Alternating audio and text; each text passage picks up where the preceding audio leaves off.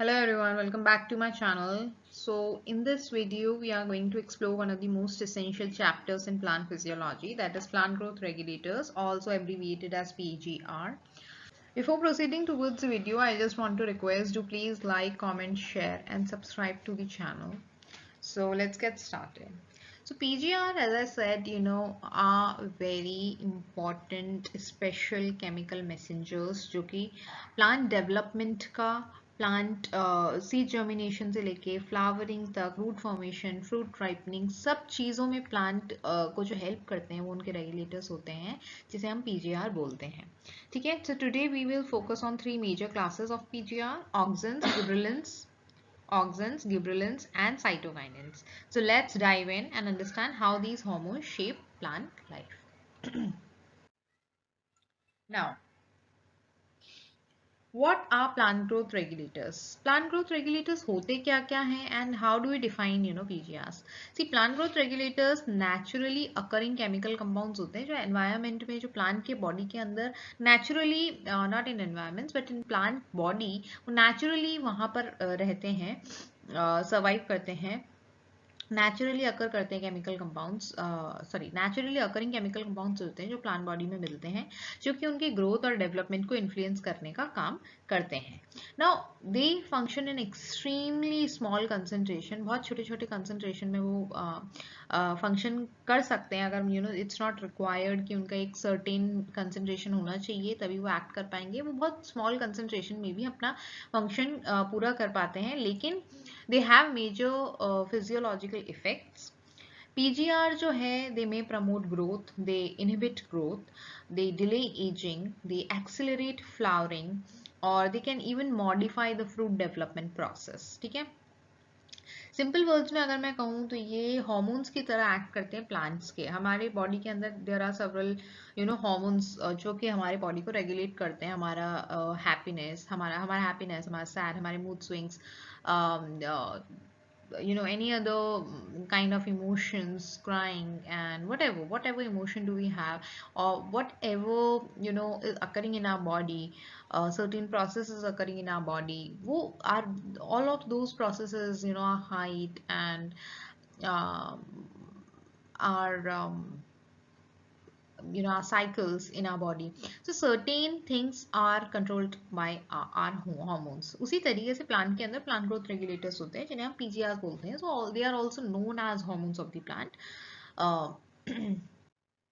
Now, classification of major plant hormones. किस तरीके के मेजर प्लांट हॉर्मोन्स? तो पीजीआर को दो ग्रुप्स में क्लासिफाई किया जाता है mainly: growth promoters and growth inhibitors. Growth promoters जो हैं वो ग्रोथ को प्रमोट करेंगे ऑब्वियसली, एंड ग्रोथ इनिबिटर्स जो हैं वो ग्रोथ को इनिबिट करने का काम करेंगे, रोकने का काम करेंगे.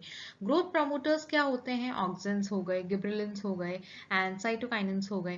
ग्रोथ इनिबिटर्स की मैं बात करूँ अगर तो एब्सिसिक एसिड है, इथाइलिन है. ठीक है. इस तरीके से ये इनिबिट करते हैं ग्रोथ को. आज के प्रेजेंटेशन में हमारा जो मेजर फोकस है वो ग्रोथ प्रमोटर्स पे है, ग्रोथ प्रमोटिंग हार्मोन्स पे है. So we are going to deal with that. Now, PGR की डिस्कवरी कैसे हुई थी मैं आपको एक शॉर्ट में बता देती हूँ. प्लांट हॉर्मोन्स की डिस्कवरी हुई थी एक क्लासिकल एक्सपेरिमेंट से, which was conducted by Charles Darwin and Frisch 19th and 20th centuries में. So Darwin's work on coleoptile bending led to the discovery of auxins. He was working on coleoptile, और तब जाकर हमें auxins का जो discovery हुआ था. Letter foolish seedling disease जो है राइस के अंदर हुआ, जिससे हमें गिबरेलिन्स मिले. ठीक है.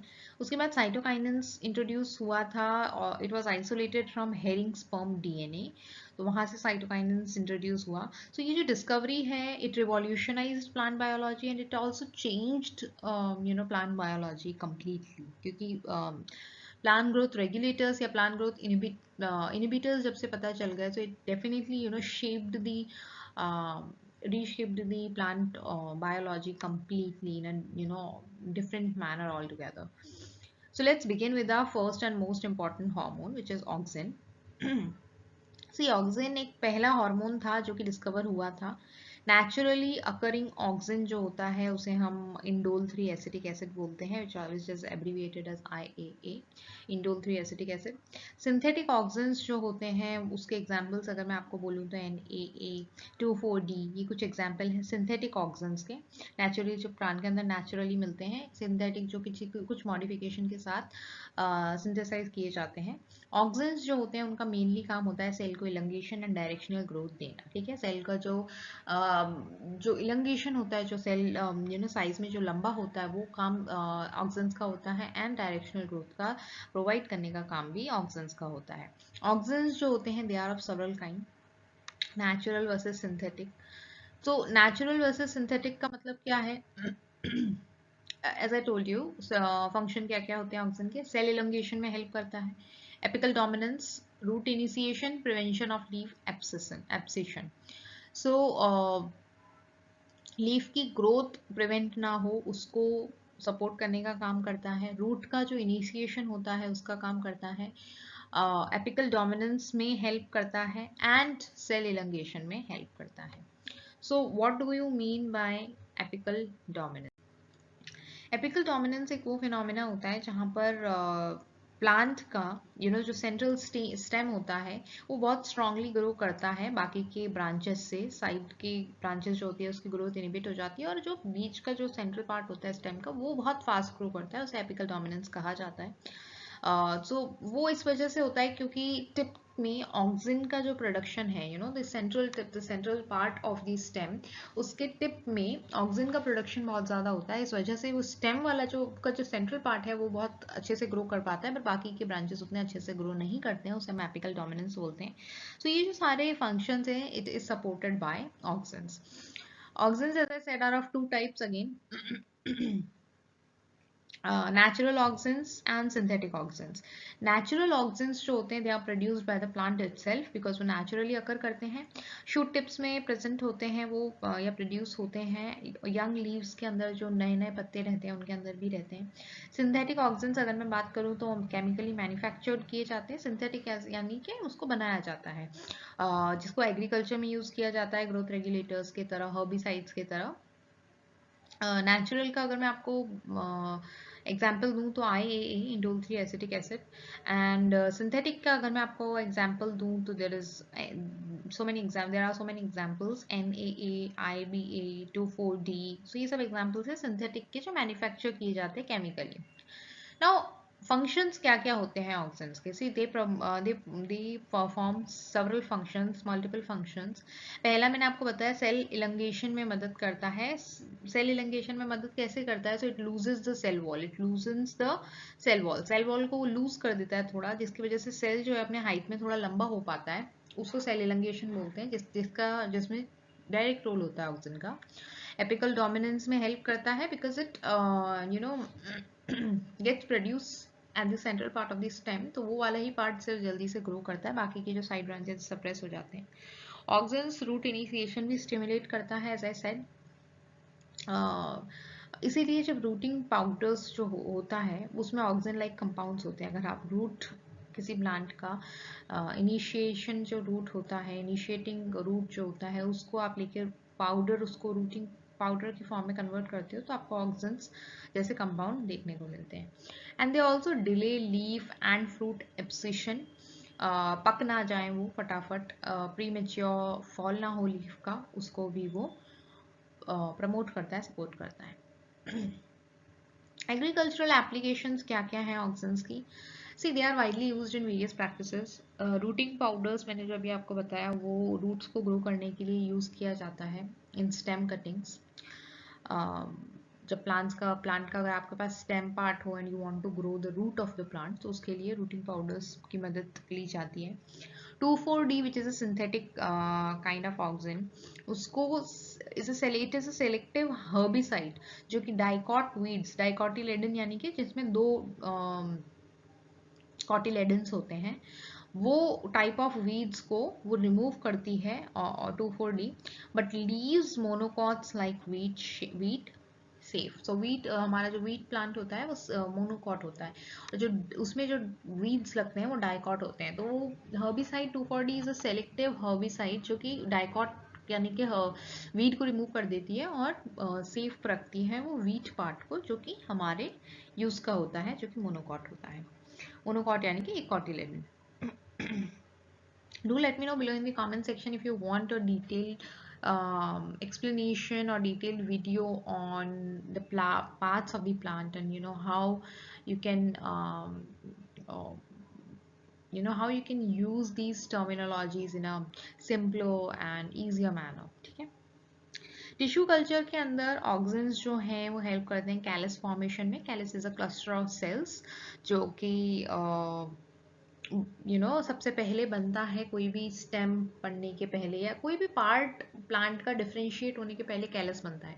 तो कैलस फॉर्मेशन में भी वो मदद करता है, रूट डेवलपमेंट में भी वो मदद करता है। ठीक है। Moving forward to gibberellins. Gibberellins जो है सेकंड मेजर पीजीआर है। ये जो हार्मोन है it was discovered from a fungus Gibberella fujikuroi, वहां से ये डिस्कवर हुआ था। It was responsible for the foolish seedling disease in rice. Rice के अंदर फुलिश सीडलिंग डिजीज के लिए ये मतलब वहां से ये हमें मिला था। Most common form of gibberellin is gibberellic acid, GA3 जिसे हम एब्रीविएट करते हैं। जिब्रेलिन्स जो होते हैं वो प्राइमरीली रिस्पॉन्सिबल होते हैं प्लांट की हाइट को बढ़ाने के लिए। ठीक है। जिब्रेलिन्स के फंक्शंस क्या क्या हैं? मेजर फंक्शंस उसके ये हैं कि दे कॉज स्टेम इलंगेशन। सबसे पहले तो स्टेम को बड़ा करने में, जैसे वो सेल इलंगेशन कर रहा था ऑक्सिन, ये स्टेम को इलंगेट करते हैं, स्टेम पार्ट को इलंगेट करने का काम करते हैं।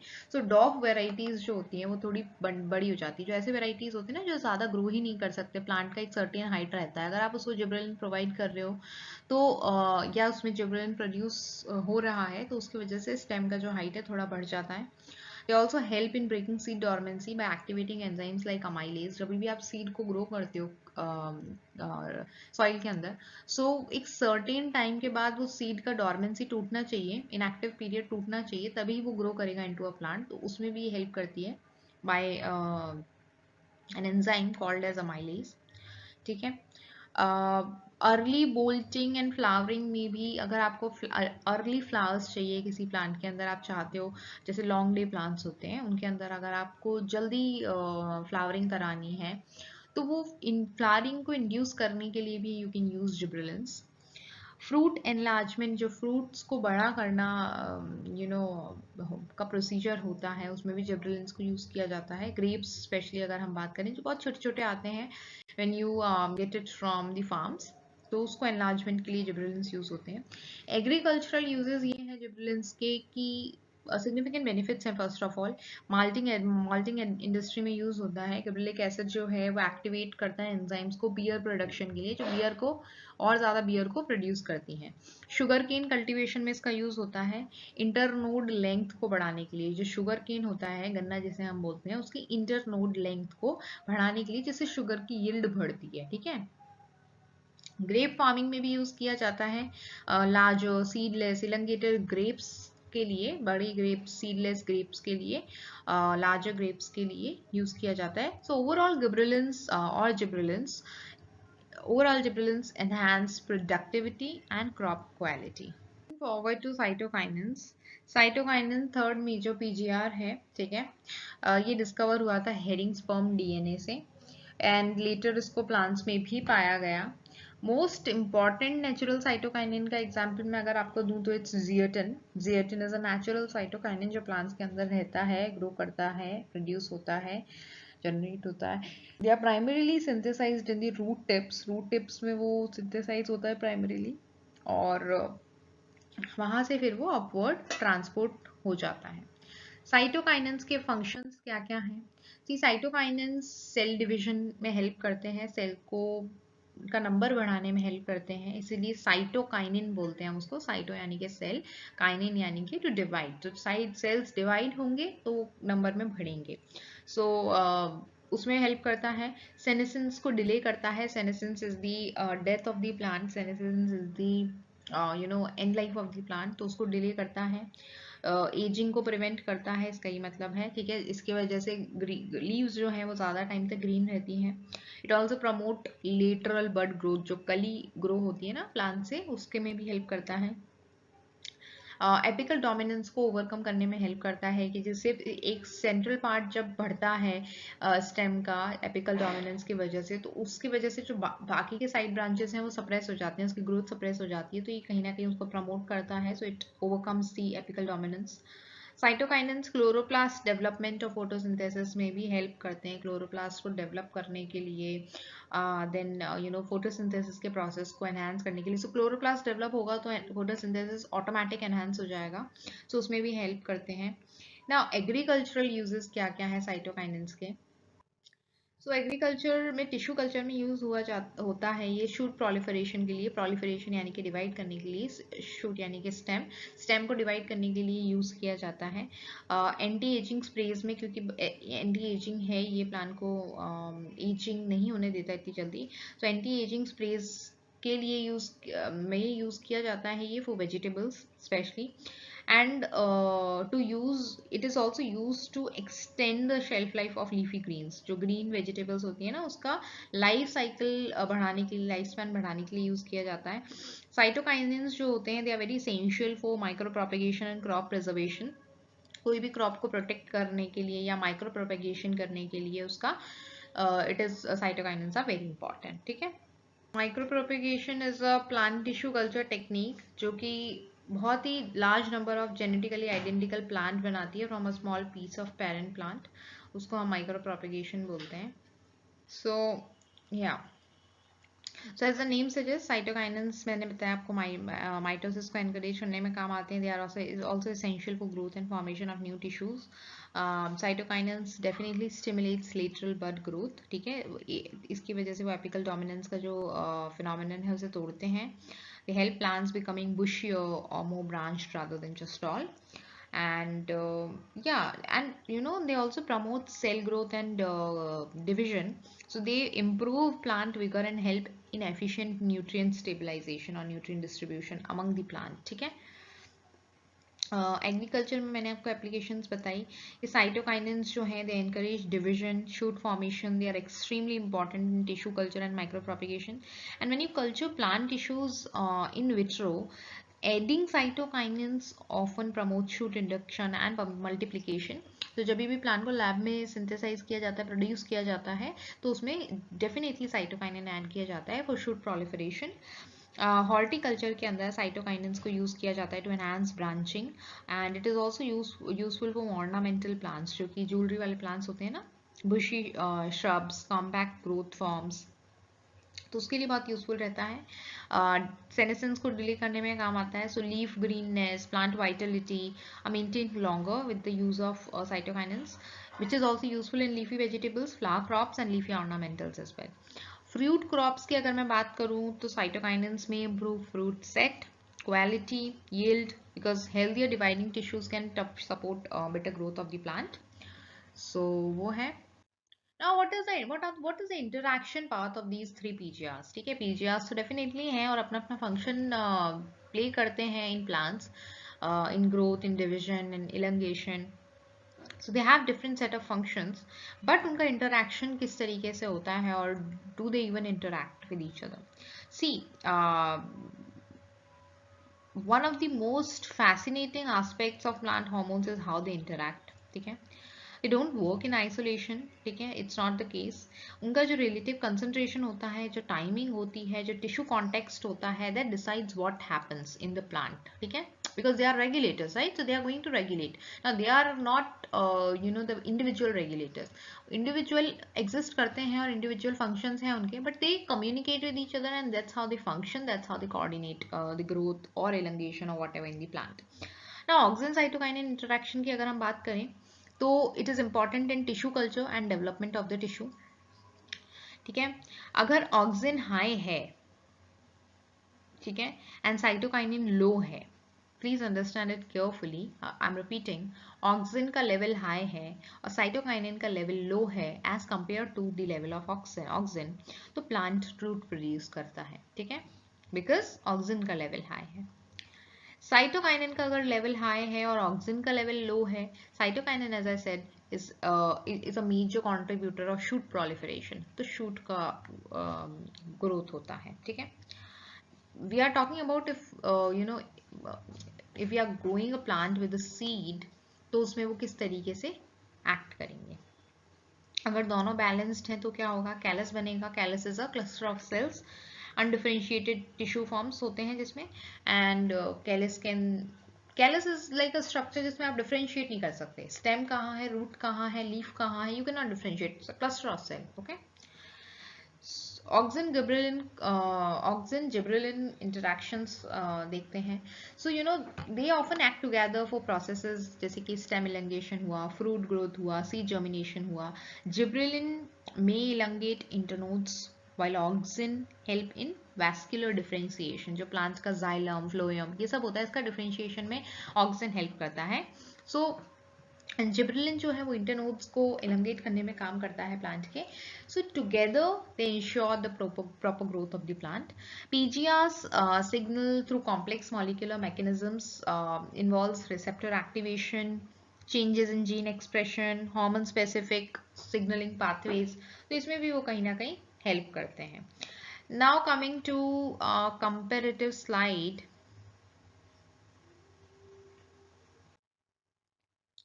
of the three PGRs. See, we are going to compare their major actions, their what are the common uses, ठीक है। So ऑक्सिन की अगर मैं बात करूं, auxin is used for cell elongation, root initiation, apical dominance, tropism, ठीक है। इसका जो कॉमन यूज है वो रूटिंग कटिंग्स के लिए यूज किया जाता है, बिकॉज रूट को वो प्रमोट करता है, रूट के ग्रोथ को। वीड कंट्रोल करने के लिए किया जाता है। पार्थेनोकार्पी के लिए यूज किया जाता है। पार्थेनोकार्पी मतलब होता है जब सीडलेस प्लांट को आप ग्रो करते हो ना, जैसे कि बनाना हुआ। सो सीडलेस प्लांट को जब आप ग्रो करते हो जिसमें सीड ही नहीं है, how will you grow that plant without seed? Seed ही नहीं है, it's a seedless plant, partheno. So उन type of fertilization, like sorry not fertilization, उस टाइप ऑफ प्रोडक्शन प्रोसेस को आप पार्थेनोकार्पी बोलते हो। So I will make a detailed video on parthenocarpy and parthenocarpy fruits and how do they grow, what is the process. I will make a different video on that, but parthenocarpy उसको बोलते हैं basically. सो उसमें भी help करता है। Gibberellins की अगर मैं बात करूँ तो इंटरनॉड इलंगेशन में हेल्प करता है, सीड जर्मिनेशन में हेल्प करता है, फ्रूट एनलार्जमेंट में हेल्प करता है, सीड डोमेंसी को ब्रेक करने में हेल्प करता है। कॉमन यूज है seed treatment, fruit yield and quality, stem growth, ठीक है। Cytokinins on the other hand, cell division major action है उसका, shoot initiation, it also delay senescence, it helps in branching of the shoot and leaves properly. Tissue culture grow करने में अच्छे से काम करना है। ऑर्नामेंटल प्लांट्स को ग्रो करने में, बुशिया बनाने में, प्रोटेक्ट करने में, प्रिजर्व करने में काम करता है। इट ऑल्सो डिले लीफ और फ्रूट एजिंग और senescence. It's a very beneficial hormone. You know, auxin, gibberellins and cytokinins, each with distinct primary roles. Uh, but there is overlap and cooperation, ठीक है। दोनों ही तरफ, तीनों ही तरफ से एक ओवरलैप है, कहीं ना कहीं कॉपरेशन है, कम्युनिकेशन है। That's how they ensure proper growth for the plant.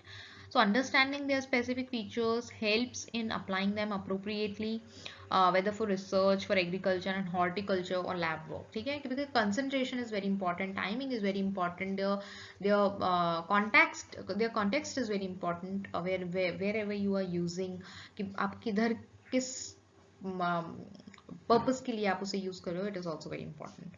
सो वो चीज के लिए ये study is important. Now, let's look at some real life or research based examples to highlight how these PGRs are used.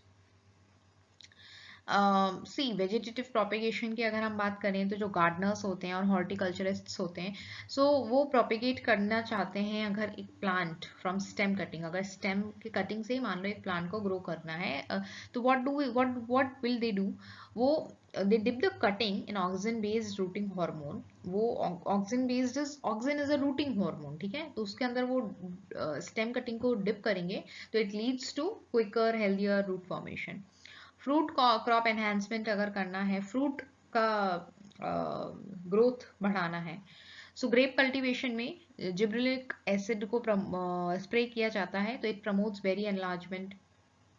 It also promotes, it also produces seedless grapes, which is a highly desirable, product commercially. Tissue culture और micro propagation की अगर हम बात करें, हमें genetically identical plants अगर grow करने हैं इन अ large number, तो हम क्या करेंगे, many clones are produced with this technique from a plant, ornamental या rare plants. तो साइंटिस्ट एक suitable ratio यूज करते हैं ऑक्सिन और साइटोकाइनिन का to control whether roots or shoots are formed. Seed germination and uniform crop establishment, ये specially serials जो दाल वाले प्लांट्स होते हैं, हॉर्टिकल्चरल सीड्स होते हैं, उसके साथ ही देखा जाता है seed germination, uniform crop establishment, जहाँ पे सीड्स को जिब्रेलिक एसिड के साथ ट्रीट किया जाता है, जिससे सीड डॉर्मेंसी जो है वो जल्दी टूटती है, and also ensures uniform germination. Leaf और फ्रूट लॉन्जेविटी को अगर हमें इम्प्रूव करना हो या क्वालिटी इम्प्रूव करनी हो, तो साइटोकाइनेंस यूज करेंगे, वो सेनेसेंस को डिले करती है. It also keeps the leaves green, fruits fresh for longer, and it is a beneficial hormone for leafy vegetables, cutting flowers and fruit crops. ठीक है, cut flowers and fruit crops. Now, so to conclude, plant growth regulators are nature's master regulators in plants. They are very small chemical signals, but they control major life events: growth, development, reproduction, aging. ठीक है, ये major life events है plants के अंदर. There are no other major events in the plants. ठीक है, तो ये control करने का काम करते हैं. Among them, auxins, gibberellins, and cytokinins stand out for their versatile and powerful roles. But what makes things amazing is how they interact. The same plant may behave differently depending on the hormone balance, concentration, environmental context. So recognizing their functions, correct application opens vast possibilities, from improving crop yield and quality to plant propagation to lab-based micropropagation and even fundamental research in plant science for that matter. So ये चीज़ काफ़ी important है. Now, for watching. If you found this video helpful, hit the like button, subscribe for more biology content, and share with your friends. See you in the next video. Also, do let me know which topic you want me to cover next. Bye bye. Take care.